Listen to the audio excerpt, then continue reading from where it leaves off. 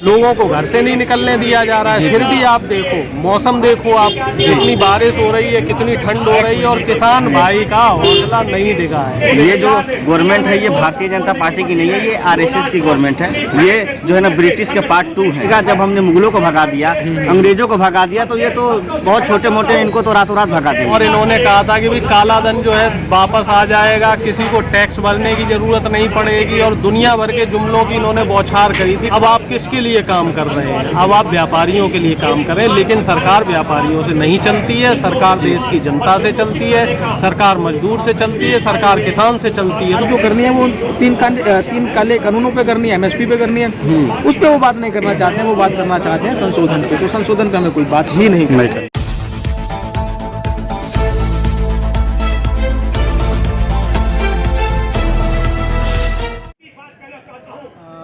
बात का क्या है, बात तो सरकार ने अपनी मंशा कल शाम को ही जाहिर कर दी थी। जो कृषि मंत्री हैं जो नरेंद्र तोमर जी, उन्होंने कल शाम को ही अपनी मंशा जाहिर कर दी थी कि हम संशोधन के लिए तैयार हैं।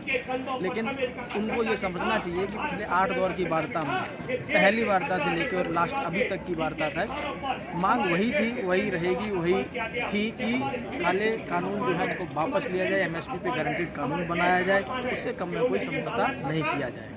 किसान सरकार के बीच में, उससे आज फिर कोई निर्णय नहीं निकला है।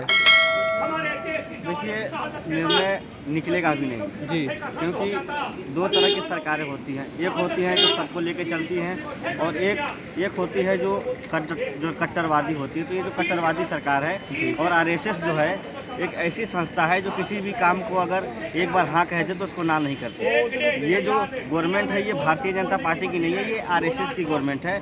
और आरएसएस एक ऐसी संस्था है जिन्होंने महात्मा गांधी की हत्या की। ठीक है, नाथूराम गोडसे जो थे वो आरएसएस के जो है ना आदमी थे। और साध्वी जो प्रज्ञा सिंह ठाकुर है, जो मेंबर ऑफ पार्लियामेंट है भारतीय जनता पार्टी की, उन्होंने पार्लियामेंट में ऑन रिकॉर्ड कहा कि नाथूराम गोडसे देशभक्त हैं। तो देश का जो पहला आतंकवादी हो और उसको जो है ना पार्लियामेंट में कहा जाए कि वो देशभक्त है, तो आप ये अंदाज़ा लगाइए कि ये जो गवर्नमेंट है वो एक आतंकवादी गवर्नमेंट है। तो इस देशवासियों की बात नहीं सुनेगी। जैसे ईस्ट इंडिया कंपनी ने इस देश में आने के बाद जो है उन्होंने कहा कि हम ये बिजनेस करेंगे, करेंगे, लेकिन उन्होंने धीरे धीरे पूरे देश पे कब्जा कर लिया।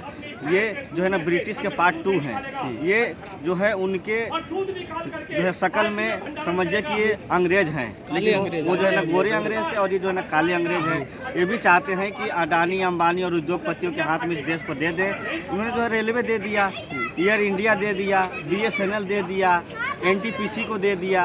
भारतीय पेट्रोलियम देखिए, आज से 6 साल पहले कितना 50 रुपये लीटर पेट्रोल होता था, आज कहाँ 90 रुपये लीटर हो गया। गैस कहाँ 400 में हम लाते थे, आज हमें 800 रुपये में जो सिलेंडर मिल रहा है। तो इस देश में जो है गरीबों के जो खिलाफ और मजलूमों के जो खिलाफ अगर कोई सरकार है तो वो जो है इस देश की भारतीय जनता पार्टी की सरकार है। जब इस देश का जब इतिहास लिखा जाएगा तो ये बहुत बड़े अक्षरों में लिखा जाएगा कि एक ऐसा भी जो प्रधानमंत्री था जो सिर्फ उद्योगपतियों के लिए काम करता था और उसने उद्योगपतियों के लालच में आकर के और उनसे जो है कमीशन लेने के बाद उन्होंने अरबों खरबों जो जितने भी जो किसान थे इस देश के रोड पे आंदोलन कर रहे थे, उसमें से बहुत ज़्यादा जो किसान जो शहीद भी हो गए। लेकिन फिर भी ये जो सरकार ने बात नहीं मानी, आखिर में जो है आपस में जो टकराव हुआ और फिर देश में इमरजेंसी लागू हुआ, तब जाकर के जो है ना नई सरकार बनी। तब इस देश के लोग एक जो है नया इतिहास लिखाने जा रहा है। आने वाले समय में आपको ये देखने को मिलेगा कि इस देश का एक नया इतिहास जल्दी आपको जो है ना, और ये बड़े अक्षरों में लिखा जाएगा, क्योंकि ये जो है ना आरएसएस जो है मनुवादी है।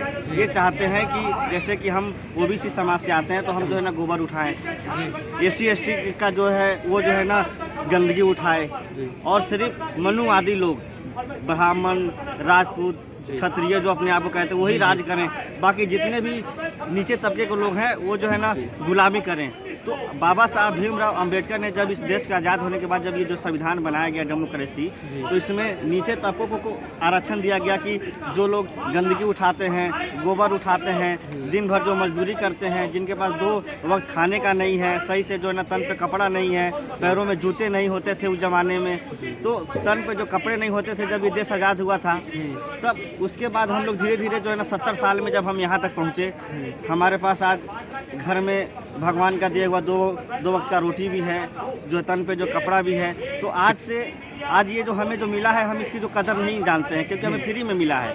लेकिन जब हमारे बाप दादा ने जब अंग्रेज़ों से जो है ना लड़ाई लड़ी, उनको जो है ना गोली मार दिया गया, उनको सूली पर चढ़ा दिया गया, उसके बाद हमें ये आज़ादी मिली है। फिर से हमारा देश जो है ना गुलाम बनने जा रहा है। हम है ये उद्योगपतियों के हाथों में जो है ना गुलामी हमारा देश कभी बर्दाश्त नहीं करेगा। जब हमने मुगलों को भगा दिया, अंग्रेज़ों को भगा दिया, तो ये तो बहुत छोटे मोटे, इनको तो रातों रात भगा देंगे। जी, जिस तरह से कृषि मंत्री नरेंद्र तोमर का बयान कि 3 काले कानून तो वापस नहीं होंगे, ये तो सरकार की मंशा पहले से ही थी।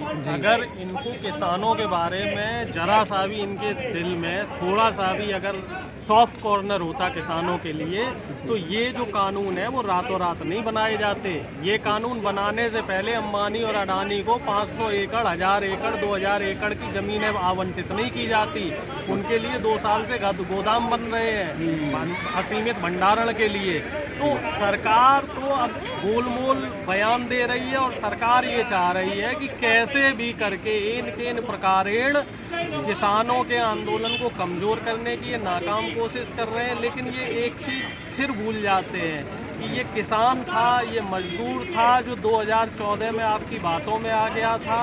मैं मोदी जी से फिर कहना चाहता हूँ, मोदी जी वो दिन याद करो जब आपने कहा था कि अच्छे दिन आएंगे, मजदूर भाई को रोज़गार मिलेगा, गरीब के बच्चे को रोज़गार मिलेगा। और इन्होंने कहा था कि जी 23 रुपये 35 रुपये पेट्रोल हो जाएगी, गैस सस्ती हो जाएगी। और इन्होंने कहा था कि भाई काला धन जो है वापस आ जाएगा, किसी को टैक्स भरने की ज़रूरत नहीं पड़ेगी। और दुनिया भर के जुमलों की इन्होंने बौछार करी थी। 15 बातें थी इनके चुनावी घोषणा पत्र में। तो मोदी जी 2014 का वो दिन याद करो जब आपने कहा था कि सरकार बनते ही 90 दिन में, 100 दिन में हर आम आदमी के लिए, हर गरीब आदमी के लिए हम काम करेंगे। अब आप किसके लिए काम कर रहे हैं? अब आप व्यापारियों के लिए काम कर रहे हैं। लेकिन सरकार व्यापारियों से नहीं चलती है, सरकार देश की जनता से चलती है, सरकार मजदूर से चलती है, सरकार किसान से चलती है। तो किसान के बारे में सुनो, अब भी समय है, अपने ज़मीर की बात सुन लो, नहीं तो मोदी जी नरक में भी जगह नहीं मिलेगी आपको, और सारा हिसाब आपको यहीं देना पड़ेगा। वही व्यापारी, और जो व्यापारी है जिनकी आप सुन रहे हो, जो RSS वाले हैं जिनकी आप सुन रहे हो, ये आपको नहीं पूछेंगे। अच्छा, समाधान क्या निकलेगा इसका? अटल बिहारी वाजपेयी जी की फोटो आपको कहीं दिखाई देती है? आडवाणी जी की फोटो आपको कहीं बीजेपी में दिखाई देती है? इन लोगों ने कितना संघर्ष किया। देश जो इस समय जो RSS है ये करता है सिर्फ चमत्कार को नमस्कार। जो प्रधानमंत्री है जिसके हाथ में सत्ता है सिर्फ उसके हिसाब से चलता है ये। इतने लोग शहीद हो गए हैं, क्या लगता है कब तक फैसला निकलेगा? देखिए, बैठकों से कोई फैसला नहीं निकलना, चाहे 15 दौर की बैठक हो जाए। किसान भाई भी अपनी तरफ से, हम लोग जो है कोई कमी नहीं छोड़ना चाह रहे। हम भी नहीं चाह रहे कि हमारे ऊपर आप जो है सरकार कुछ कहे, कोई छींटाकशी करे। हालांकि सरकार देखो इतनी निकम्मी है, एक जवान ने अभी 2-3 दिन पहले बयान दिया था कि अगर किसान आतंकवादी है और मैं किसान का बेटा हूँ तो मैं भी आतंकवादी हूँ। तो ये एक जवान की जो थी वो भावनाएं थी। आपने उस जवान के ऊपर केस कर दिया। आप ये चीज़ क्यों भूल गए कि यहाँ कितने पुलिस के आदमी हैं जो यहीं लंगर में खाना खाते हैं? उनके ऊपर केस क्यों नहीं कर रहे हैं? उनके ऊपर भी केस करो ना। वो किसानों का खाना क्यों खा रहे? आप जो है किसानों को आने क्यों नहीं दे रहे? जब आप देश में बात करते हो लोकतंत्र की, जनतंत्र की, तो जगह जगह आपने किसानों को रोक रखा है। कोई भी किसान आना चाह रहा है तो उसकी आप एंट्री करवाते हैं टोल पे, और फिर उसके घर पे जाके उसके घर वालों को धमकाते हैं कि अपने आदमी को, अपने बच्चे को वापस बुला लो, नहीं तो पुलिस। वही तो मैं आपसे कहना चाह रहा हूँ, पुलिस धमका रही है। पुलिस दोगली है। एक तरफ तो ये जो है मौजूदा केंद्र सरकार या राज्य सरकार है जो बीजेपी शासित सरकार है, एक तरफ तो कहती है कि हम किसी को नहीं रोक रहे आंदोलन करने से, और दूसरी तरफ आप बता रहे हैं कि जो वीडियो वायरल हो रहे हैं, लोगों को घर से नहीं निकलने दिया जा रहा है। फिर भी आप देखो, मौसम देखो आप, कितनी बारिश हो रही है, कितनी ठंड हो रही है, और किसान भाई का हौसला नहीं दिखा है। मैं तो ये कहता हूँ इससे कम भी ठंड हो जाए और टेम्परेचर माइनस में चला जाए, लेकिन किसान भाई का हौसला नहीं दिखेगा। किसान भाई अपनी जमीन को नहीं छोड़ेगा। किसान भाई इस बार अपने अधिकारों के लिए लड़ाई लड़ रहा है, और ये देश, मैं फिर बार बार वही कहता हूँ, ये देश के लिए जो है सबसे बड़ी आज़ादी का सबसे बड़ा आंदोलन है। ये देश का अब तक के इतिहास का ये सबसे बड़ा आंदोलन है, और इस बार इन काले अंग्रेजों को उखाड़ फेंकना है, और सरकार को बता देना है, जो RSS में जो लोग बैठे हैं इन लोगों को बता देना है कि आम आदमी क्या नहीं कर सकता। जी सर, आपको क्या लगता है 8 से 9 दौर की बैठक हो चुकी है, कुछ निर्णय नहीं निकल रहा है, तो ये बैठक क्यों कर रहे हैं? बैठक जब हमारे जो प्रधानमंत्री जी हैं वो लोकतंत्र में विश्वास नहीं करते। लोकतंत्र के द्वारा चुन के जरूर आए हैं, लेकिन उनका जो भरोसा है वो लोकतंत्र से उठ चुका है। लोकतंत्र में उनको लोग नहीं देख रहे हैं कि इतने सर्दी में कितनी परेशानी के साथ इस सर्दी में, इस पानी में, इस बारिश में, देखिए जैसे कि अभी भी बारिश हुई है, लोग सभी लोग यहाँ डटे हुए हैं। तो क्या आप गुजरात के किसानों को जाके समझाते हैं, जाके आप दूसरे प्रदेश के किसानों को जाके बैठक कराते हैं, जाके उनको समझाते हैं क्या ये 10-15 किलोमीटर की दूरी पे तय नहीं कर सकते हैं, यहाँ आगे वार्ता नहीं कर सकते क्या? जिनको वार्ता के लिए भेजते हैं उनको पहले से ही उनकी मंशा पहले से ही निर्धारित होती है कि हम जो मांगे हैं उस पर गौर नहीं करेंगे, बल्कि हम अपनी तरफ से कुछ नए नियम लेके जा रहे हैं। अगर उस पर आपको बातचीत करनी है तो आप हमारे पास आइए, जबकि ये पहले से ही साफ शब्दों में निश्चित हो चुका है कि हमें बात जो करनी है वो तीन काले कानूनों पे करनी है, MSP पे करनी है।